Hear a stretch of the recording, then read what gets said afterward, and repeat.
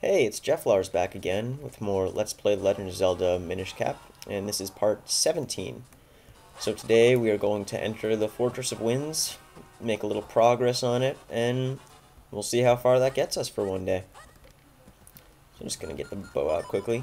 So yeah, didn't update yesterday. As I said, I was coming back to school after spring break and a little tired, yes, last night, so I didn't really feel like recording a part. And I might sound a little groggy today or a little tired, maybe not up to my normal, I don't know if you'd call it enthusiasm, but normal whatever I am. And that's because I am pretty tired. First day of classes after break today, and it's kind of wearing me out. But hey, what better way to relax after one day than and do another part of a Let's Play? I find it relaxing, so. Just a quick thing I'd like to say about this dungeon boomerang. The boomerang in this dungeon. Sorry about that, tripping over my own words. But I'm very happy that I got the boomerang before I came here because there are all these jumping skeletons and sparks here, and the boomerang is definitely a real help. So if you're playing along for some reason, I don't know if anybody actually is, probably not, because there's nobody watching. But that's okay. If you're ever playing this, you're definitely going to want to get the boomerang for this dungeon. It's going to be an immense help. Yeah, I did a little bit of a test run through this dungeon. Went through a few rooms, got my bearings. So I kind of have an idea what I'm doing right now. At least enough of an idea to progress, I suppose, and not feel uncomfortable with what I'm doing.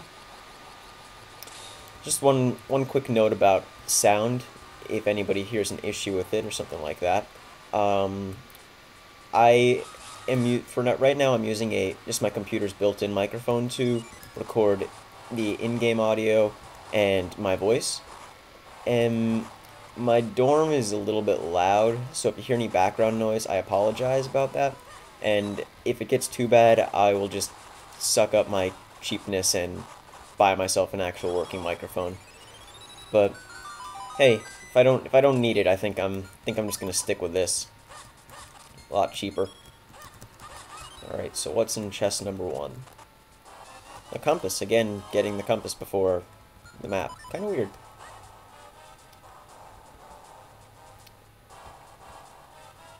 Oh yeah, one last sort of personal note. I know this isn't really exciting stuff to talk about, but I might not get very many parts up this week. It's going to be a bit of a busy week for me. I've got papers to write, papers to read, and all that good stuff. So I don't really know if I'm going to be able to do too much recording this week. Looks like it's going to be a much busier week than I had hoped it would be. But I'll still try and do a few recordings. It's very relaxing. One other thing that's coming out this week on a more video game related notice is the next DLC pack for Fallout 3.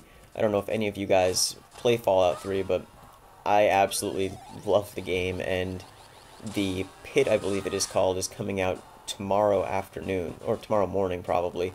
So I'm definitely going to be purchasing that and probably putting quite a few hours into it. So that'll take up some of my time, I guess, and then of course all my other work. But no, I'm definitely gonna get some time to record these. I really enjoy it, and hey, it's a good way to relax after a stressful day. So after pulling that lever, a key fell down here. I'm just gonna want to fall down all the way back down to the first floor. And there are 2 small keys you're gonna want to get before you go into the central room right here. So that's one of them on the left, and there's the other one on the right. I don't think there's no particular order that you have to go in. I just like going left first. Oh, whoops. Not gonna let that go. You're dead. Oh jeez, just getting destroyed. Kinstone piece. I like it. I like it.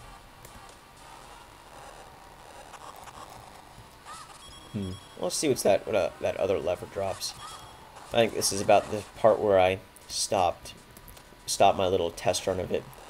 Yeah, the place isn't really at least the first part of it's not really as complicated as I thought it was, and I felt comfortable enough to just do the rest blind. I think I'll be alright. I can, heck with you. I don't need you. I don't need you or your gifts. I do need you to go away.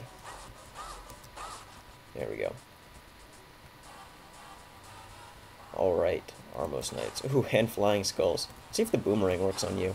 It does. Who would have thunk the boomerang would work on a stone statue? This Zelda game.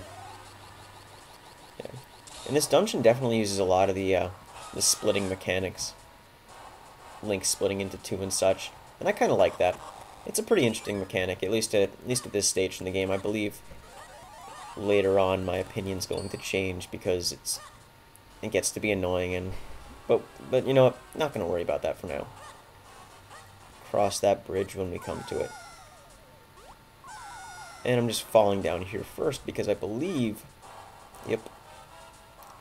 believe that we can get that heart piece that we were eyeing, that was teasing us earlier. We weren't eyeing it, it was eyeing us from across the bar.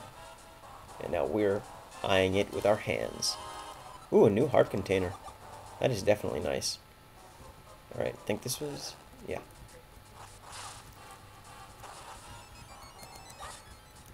Alright, so let's just go back up there to get the key and move on to the central room.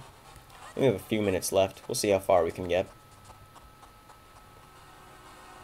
Oof, if I fell down there, that would not be fun. Up we go.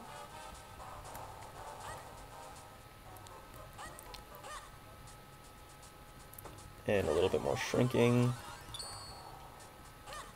Alright.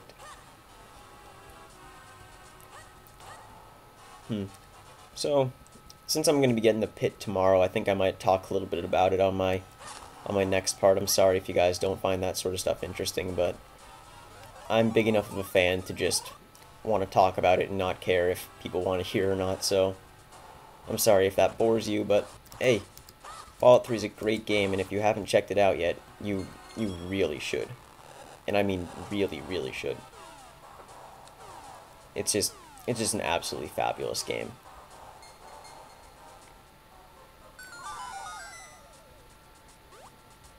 Now that we got our second key, or we will have our second key momentarily, there we go.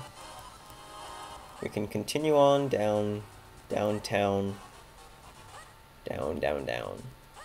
Except we're going up, not down. Excuse me. We're gonna take care of you. Actually, yeah, I'll take care of you guys. You guys will get in the way later on.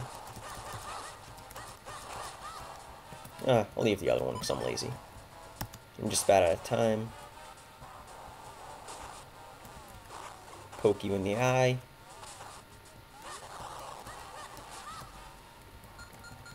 Back to the boomerang. Let's see what's in big chest number 2. Dungeon map. So now we've got every big item except for the dungeon item itself.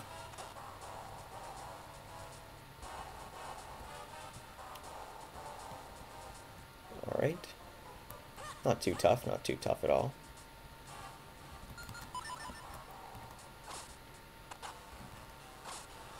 Simple eyes. Ooh, is that a...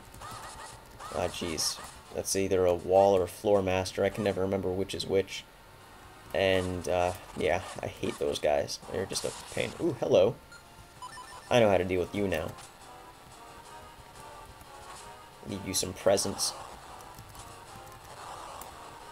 Yeah, I was watching through my last little fight with one of these guys, and remembered that dropping bombs is really helpful while fighting them.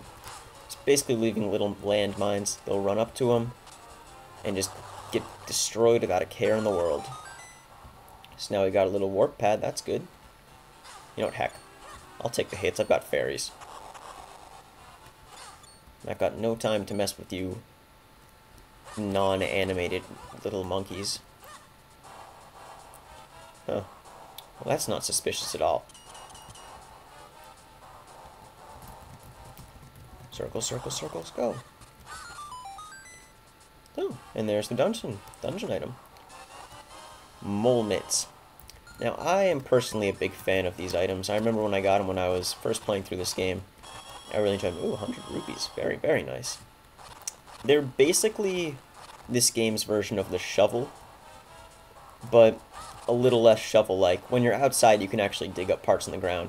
And as you saw in that last room there, you can dig through sort of sandy walls. And yeah, I just think it's a cool item. A little bit more exciting than your average plain vanilla shovel. And I think with that, we are actually out of time. So next time we'll continue on through the Fortress of Winds, maybe even finish up the dungeon. It'll probably take 3 videos for that. Yeah, I'll get that video out probably tomorrow. So thanks for watching. I've been Jeff Larson. I will see you guys next time.